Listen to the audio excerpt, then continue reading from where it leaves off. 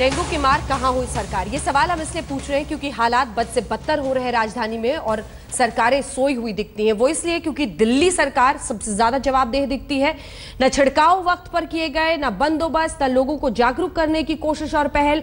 जैसे अविनाश और अमन की मौत का इंतजार कर रहे थे, उसके बाद अब सरकारी दौरे भी हो रहे हैं, उसके बाद अब लगता है नींद से जाग भी गए हैं। ये तमाम सवाल हम तमाम मेहमानों से कर रहे हैं, लेकिन उससे पहले मनोज शर्मा जी हमारे साथ जुड़ रहे हैं जो कि अमन के पिता हैं।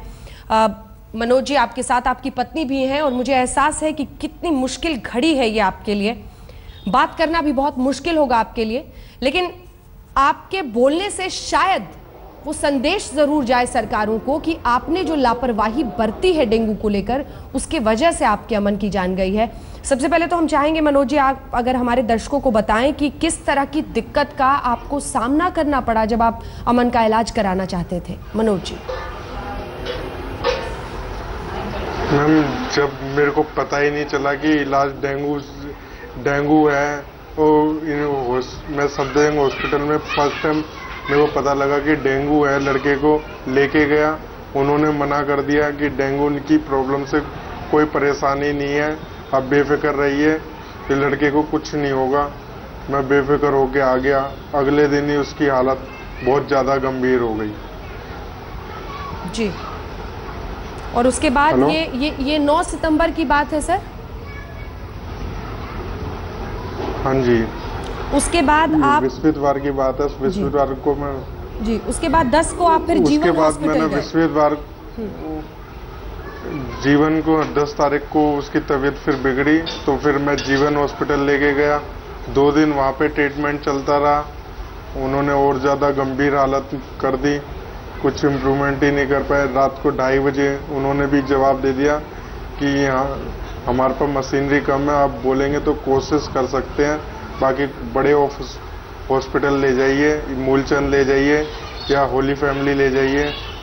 वहाँ से होली फैमिली लेके गया, मूलचंद लेके गया। मूलचंद में उन्होंने बोला कि बेड खाली नहीं है।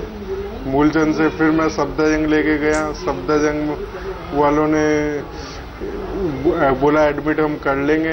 1 घंटा लाइन में खड़ा रहा, लेकिन उन डॉक्टर साहब को गप्पे लड़ाने से और लिखने से फुर्सत नहीं मिली। फिर लास्ट में पड़ोसी को फ़ोन आया कि वहाँ पे होली फैमिली में आपको रूम मिल जाएगा, तो वहाँ से लेके होली फैमिली में मैं गया। वहाँ पे एडमिट कराया सवेरे 5 बजे और फिर रात को उसकी डेथ हो गई। और इस बीच मूलचंद के बाद 11 सितंबर के बाद आपने फ़ोन पर मैक्स और बत्रा हॉस्पिटल में भी बात करने की कोशिश की थी, उन्होंने मना कर दिया था? हाँ जी, बिल्कुल। मूलचंद हॉस्पिटल में मूलचंद हॉस्पिटल वालों ने बोला कि फ़ोन करके आते, तो वहीं से उन्होंने मेरे को मैक्स का और बत्रा हॉस्पिटल का नंबर दिया। मैंने वहीं से फ़ोन किया उन्होंने मना कर दिया कि हमारे पास बेड नहीं है। जब भी मैं सफदरजंग हॉस्पिटल लेके पहुंचा कि किसी हॉस्पिटल में जगह नहीं मिलेगी, अब देखे क्या होता है, सफदरजंग वाले भी क्या जवाब देते हैं। हाँ करके भी, लेकिन उन्होंने डॉक्टर साहब को बोलता रहा प्लीज़ देख लीजिए, नब्ज़ बहुत तेज़ चल रही है। उन्होंने कहा लड़का तुम्हारा मरेगा नहीं, अच्छा खासा है, हमें अपना काम करने दो। तो वहाँ पे गप्पे लड़ा रही थी नर्सें, वो तेज़ की हंस रही थी। उन्होंने बिल्कुल नहीं देखा। मैंने कहा लड़का मर जाएगा, इससे अच्छा फिर पड़ोस से फ़ोन आया तो होली फैमिली में एडमिट हो जाएगा, तो वहीं से लेके भागा। होली फैमिली लेके आया, उन्होंने एडमिट किया और 12-15 घंटे में वहाँ पे उसकी मृत्यु हो गई। आपके बच्चे की तस्वीरें हम इस वक्त अपने दर्शकों को दिखा रहे हैं। सुनकर देखकर कोई भी दहल जाएगा कि इतने छोटे बच्चे का इलाज के लिए एक माँ, एक पिता दिल्ली के 5-5, 6-6 अस्पताल में दर-दर की ठोकरें खाते हैं, और जो लोग कुर्सी में सत्ता में बैठे रहते हैं बिल्कुल लापरवाह दिखते हैं अस्पतालों की हालत पर। डॉक्टर रवि मलिक, हालांकि आपकी आवाज़ बहुत साफ नहीं आ पा रही है, लेकिन एक छोटा सा सवाल आपके लिए है। इतना कैसे मर जाता है डॉक्टर? इतना जीते जी कैसे मर जाता है कि सामने कोई बच्चा है, उसके माँ बाप रो रहे हैं, बिलख रहे हैं, हालत ख़राब है, वो हंसते हैं, मजाक करते हैं, बिल्कुल जैसे कि उनको कोई फर्क ही नहीं पड़ता, इतने संवेदनहीन।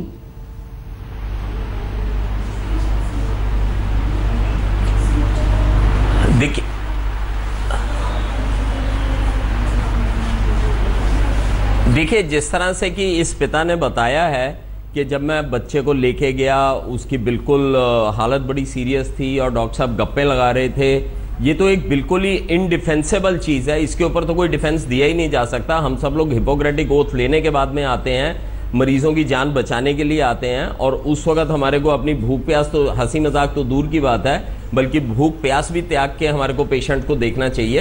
It is a matter of investigation, और इस तरह की चीज़ के ऊपर डेफिनेटली जांच होनी चाहिए और कड़ी से कड़ी कार्रवाई करी जानी चाहिए। जो भी मेडिकल प्रोफेशनल इस तरह से अगर ह्यूमन लाइफ के साथ में इस तरह से डिसरिगार्ड करता है। और दूसरी चीज़ मैं ये भी बताना चाहूँगा, डेफिनेटली अगर इम्प्रूवमेंट की बात करें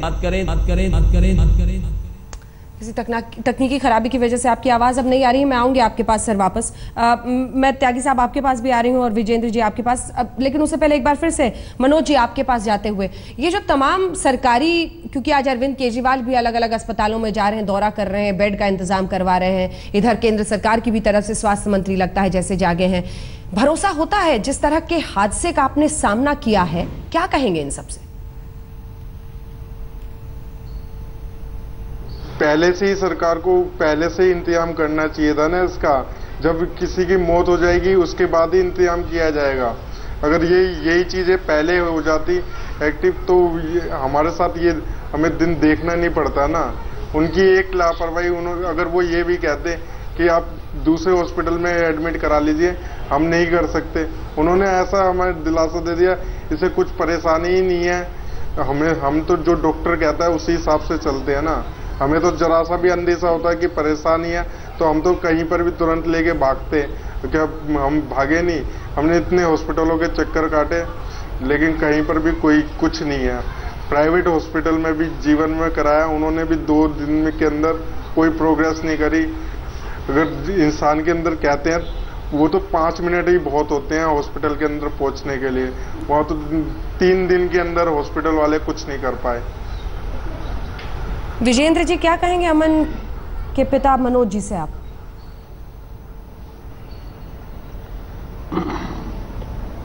देखिए, मनोज जी जो कुछ बता रहे हैं उस पर कहने के लिए कुछ नहीं है। उस पर सिर्फ जांच होनी चाहिए। जो लोग भी दोषी हैं, और कितने मनोज शर्मा हैं जो इस तरह आज दिल्ली में परेशान हैं। सरकार को सिर्फ दौरे करने से नहीं होगा। ये जो बेसिक समस्या है, जो एक्सेस नहीं मिल पा रहा है, उसको प्रॉपर गाइडेंस नहीं मिल पा रही है, उसको सही सिचुएशन नहीं बताई जा रही है, ये एक बहुत बड़ी स्थिति है। सब जानते हैं कि डेंगू नाइलाज बीमारी है, डेंगू का कोई इलाज नहीं है। प्लेटलेट गिरते हैं और अपने आप ही बढ़ते हैं, वो सिर्फ ऑब्जर्व किया जाता है। लेकिन प्लेटलेट कितने गिर गए हैं, क्या वो 10,000 के आसपास आ गए हैं, क्या उसका सांस फूलने लगा है, क्या उसके शरीर में ब्लीडिंग होने लगी है, ये ऑब्जर्व करना डॉक्टर्स का काम है, सिस्टम का काम है। और इसलिए मैं ये समझता हूँ कि मनोज जी की बात पर कोई डिफेंस करने की कोशिश किसी को नहीं करनी चाहिए। त्यागी जी एक सवाल करना चाह रहे जल्दी से। एक्सेप्ट करना चाहिए कि एक ब्लंडर है, बैठ करके ये बड़ा ब्लंडर है। ये पॉलिटिकल लोगों का भी काम है, सरकारों का भी कुछ काम है। सरकारों का काम है गवर्नेंस करना। क्या देश की सरकार ने, मोदी सरकार ने, क्या केजरीवाल सरकार ने कुछ सामंजस्य बैठाया आपस में दिल्ली को गवर्न करने के लिए, दिल्ली को चलाने के लिए? क्या मोदी जी ने कोऑपरेटिव फेडरलिज्म की बात नहीं की थी कि राज्यों के साथ सहयोग करूंगा मैं? क्या केजरीवाल जी ने कहीं भी सहयोग लेने की मंशा से कोई कार्य किया? मैं कहना चाहूंगा डेंगू के मामले में आधी दुनिया परेशान है आज के समय में, आधी दुनिया। लेकिन हमने यूएनओ में 2012 में यूएनओ की एक रिपोर्ट आई थी, जिस रिपोर्ट के हिसाब से इसमें जागरूकता और सरकार की तरफ से इसको प्राथमिकता पे लेना सबसे बड़ी महत्वपूर्ण चीज है। क्या सरकार ने, दिल्ली सरकार ने, लेकिन सोई रही सरकार, सोई रही, और इसीलिए ऐसी नौबत आई है कि आप और हम तो अपनी जिंदगी में आगे बढ़ रहे हैं। मैं भी यहाँ पर स्टूडियो में बैठकर शो कर रही हूँ, आप भी अपने घर में, अपने दफ्तर में अपनी जिंदगी जी रहे होंगे। लेकिन अमन के परिवार के लिए उनकी जिंदगी का एक बहुत बड़ा पन्ना आज जैसे फटकर निकल गया है उनकी जिंदगी से। उनका अमन नहीं रहा है और इसीलिए आज भी उनके घर से रोने की आवाजें आ रही हैं। क्या इसका जवाब अरविंद केजरीवाल या केंद्र सरकार दे पाएगी? आइए अब आपको इस कार्यक्रम का अंत करते हैं। आप सभी का बहुत बहुत शुक्रिया हमारे साथ इस चर्चा में शामिल होने के लिए। लेकिन अब आपको लिए चलते हैं पंचायत में, जहां केंद्रीय मंत्री रविशंकर प्रसाद